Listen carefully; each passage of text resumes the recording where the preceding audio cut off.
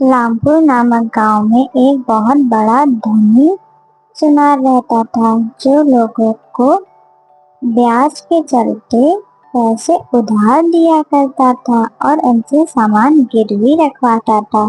ऐसा करते करते उसका बहुत बड़ा घर बन गया था गांव में। हीरालाल उसी गांव में रहता था। वह मजदूरी करता था। खाना खा के वह दोबारा मजदूरी पे चला गया।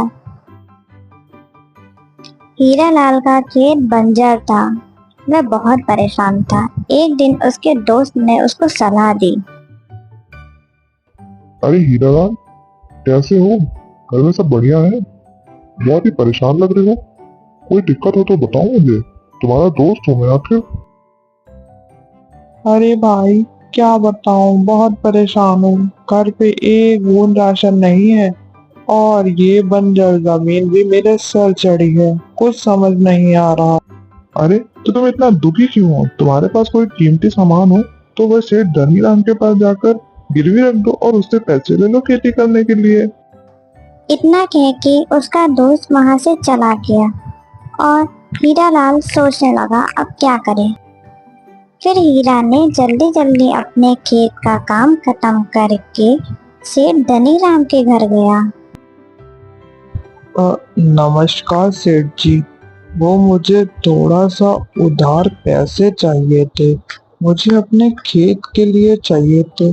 जैसे ही मेरी फसल आ जाएगी मैं उसको बेचकर आपके पैसे वापस कर दूंगा। क्या मुझे पैसे मिल सकते हैं? मैं सोने का मंगलसूत्र गिरवी भी रख दूंगा। अरे कैसी बात कर रहे हो भाई? मैं बैठा किस लिए हूँ यहाँ पे? तुम गरीबों की मदद के लिए। लाओ, दो अपना मंगलसूत्र, मैं तुम्हें उसके बदले पैसे देता हूँ। और हाँ, एक बात का याद रहे, मैं सिर्फ तुम्हें 3,000 रुपए ही दे पाऊंगा। सुनार मंगलसूत्र देखकर बोला, अरे ये तो 1,000 रुपए का है। मैंने तो फिर भी तुम्हें 3,000 रुपए दिए हैं इसके बदले। चलो ले जाओ, तुम भी क्या याद करोगे। और हाँ, जल्दी ही वापस करना। हीरालाल सुनार की बात मान गया और उसे धन्यवाद कहकर वापस अपने घर की ओर फसल काटने चला गया। कुछ दिनों बाद उसने अपने खेतों में कड़ी मेहनत करी और उन पैसों से अधिक बीज लगाए और कुछ दिनों बाद उसे अच्छी फसल हुई, जिसे बेचकर वह बहुत खुश था और उसने बहुत पैसे कमाए।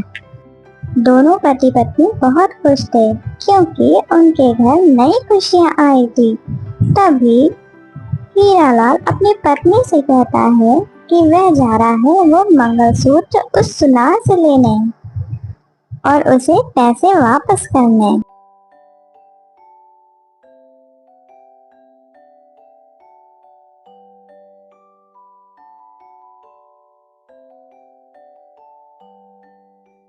अरे सेठ जी, नमस्कार। कैसा चल रहा है आपका धंधा?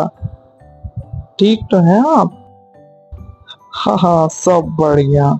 तुम्हें देख के लगता है शायद तुम मेरे पैसे वापस करने आए हो, क्यों?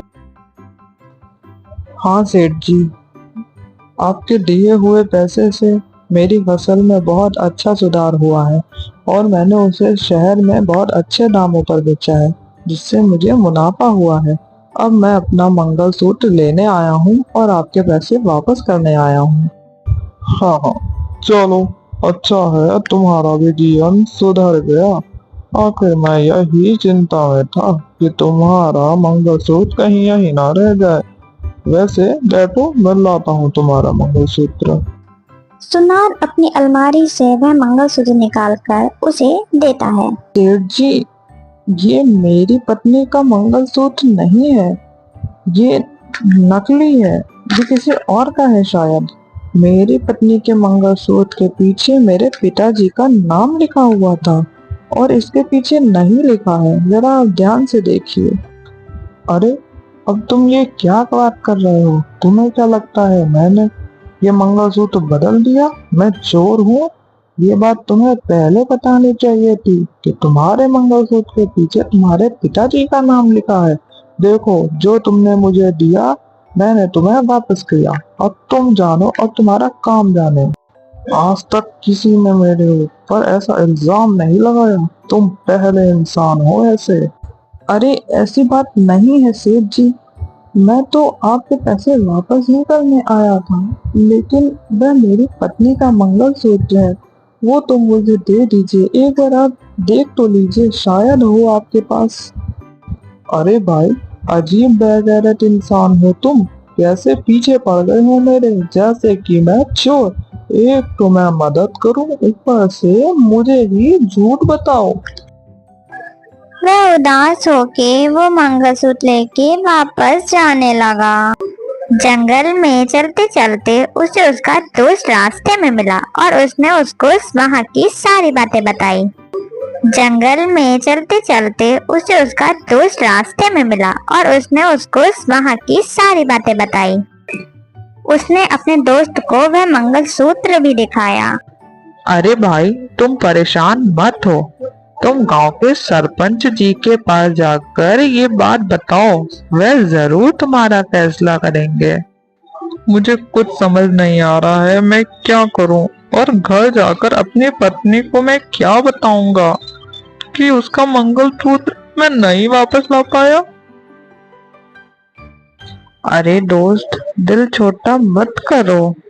तुम सरपंच जी के पास जाओ और परेशान मत हो, वह जरूर तुम्हारी बात सुनेंगे। हरी अपने दोस्त की बात सुनकर धीरे धीरे सरपंच जी के घर की ओर चलने लगा और उनके पास पहुंचकर उसने सारी आगबीती उन्हें बताई।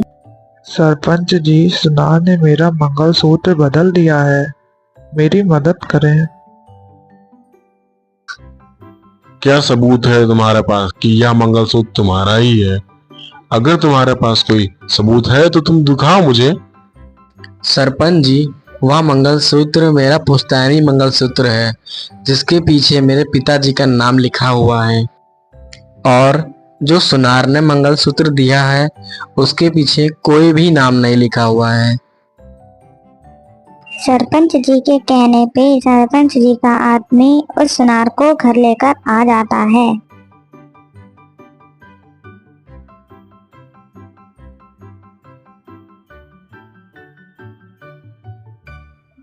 बोलो सेठ, क्या तुमने हरी का मंगलसूत्र बदल दिया है? तुम्हारे पिताजी तो ऐसा नहीं करते थे। आखिर बात क्या है सेठ? तुम मुझे सही सही बताओ।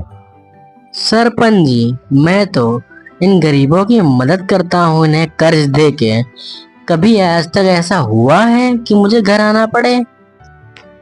इस हरी की ही नीयत खराब है मेरे पैसों पर, तभी ये मुझ पर उल्टे सीधे इल्जाम लगा रहा है। अगर तुम्हें इतनी ही दिक्कत है तो तुम इन गरीबों को पैसे उधार में देते ही क्यों हो? हरी, अब तुम बोलो, सच्चाई आखिर क्या है? सरपंच जी, मैं एक गरीब आदमी हूँ, मैं क्यों झूठ बोलूंगा। बस आप सेठ जी से बोल दीजिए, असली मंगलसूत्र मुझे वापस कर दें। वह मेरा पुश्तैनी मंगलसूत्र है, जिसके पीछे मेरे पिताजी का नाम लिखा हुआ है। सरपंच जी, ये मुझ पे इल्जाम लगा रहा है। मैंने तो सोचा ये गरीब है, क्यों ना इसकी मदद कर दूं। मैंने तो इसके जैसे लाखों की मदद की, पर किसी ने कुछ कहा नहीं, लेकिन ये मुझे ही गलत ठहरा रहा है।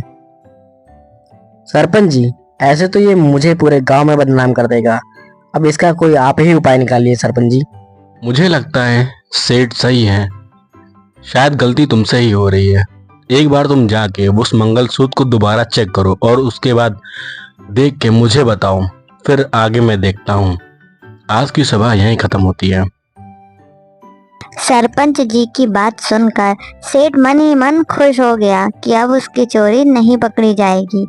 लेकिन हरी उदास हो गया, उसका पुश्तैनी मंगलसूत्र अब उसके पास नहीं था। सरपंच जी के मन में एक ख्याल आया और उन्होंने अपने आदमी से कहा, मुझे लगता है ये सेठ झूठ बोल रहा है। हरी का मंगलसूत्र इसी में रखा हुआ है। ये सेठ जहाँ अपना सोना रखता है, तुम जाके उस सोने को चेक करके देखो और शायद उसमें ही हरी का मंगलसूत्र हो। मैं चाहता हूँ ये काम तुम जल्द से जल्द करो, वरना वह सेठ सतर्क हो जाएगा और अगर कहीं वह मंगलसूत्र छुपा ना दे। जी सरपंच जी, जैसा आप कहते हैं मैं वैसा ही करता हूँ। लेकिन ध्यान रहे, तुम्हें बहुत सतर्क होके सेठ के घर जाना होगा, ताकि उसे यह ना पता चले कि तुम मेरे आदमी हो। जी सरपंच जी, उसे बिल्कुल भी नहीं पता चल पाएगा कि मैं आपके आदमी हूँ, और मैं वेश बदल कर जाऊंगा, क्योंकि मेरे पास एक पुश्तैनी हार है जो कि मैं उसके घर गिरवे रखूंगा और देखूंगा कि वह हार वह बदलता है या नहीं। अगर वह बदल देगा तो वह पकड़ा जाएगा। अगले ही दिन सरपंच का आदमी भेष बदलकर सेठ के घर गया। उस सेठ जी, मुझे कुछ पैसे उधार चाहिए, क्या वो मुझे मिल सकते हैं आपसे? और मेरे पास एक पुश्तैनी हार है जो आपके पास गिरवी रख दूंगा। वैसे मैं तो किसी को उधार देता नहीं हूँ, लेकिन तुम मुझे थोड़ा ठीक इंसान लग रहे हो। ठीक है, ले लो फिर। और हाँ, पर एक बात याद रहे, जिस हार की तुम बात कर रहे थे, उस हार को तुम्हें मेरे पास गिरवी रखना होगा। हाँ हाँ, क्यों नहीं सेठ जी, जैसे ही मेरे पास पैसे आ जाएंगे मैं आपके पैसे लौटा दूंगा और अपना हार भी ले लूंगा आपसे। सेठ उसे पैसे दे देता है और वह वो पैसे लेकर चला जाता है। कुछ दिन बाद वह सेठ के घर वापस आता है, वह पैसे लौटाने और अपना हीरो का हार ले। सेठ जी, ये लीजिए अपने पैसे और मेरा हार मुझे वापस कर दीजिए। सेठ जब उसका हीरो का हार निकाल रहा होता है, तब वह व्यक्ति देखता है कि हरी का मंगलसूत्र असली वाला उसके ही टोकरे में पड़ा है, और वह जाकर सबको ये बात बता देता है। फिर सरपंच जी उसको भरे गांव में बीच बाजार में बुलाकर उसको गांव से बेदखल कर देते हैं और हमेशा हमेशा के लिए निकाल देते हैं। सरपंच जी ने हरी को इंसाफ दिलाया, इसीलिए कहते हैं हमेशा सच का साथ देना चाहिए, ना कि झूठ का। आज की कहानी यहीं तक। फ्रेंड्स, अगर आपको मेरी स्टोरीज अच्छी लगती हैं तो हमें सब्सक्राइब करें और नई वीडियो के लिए बेल आइकन जरूर क्लिक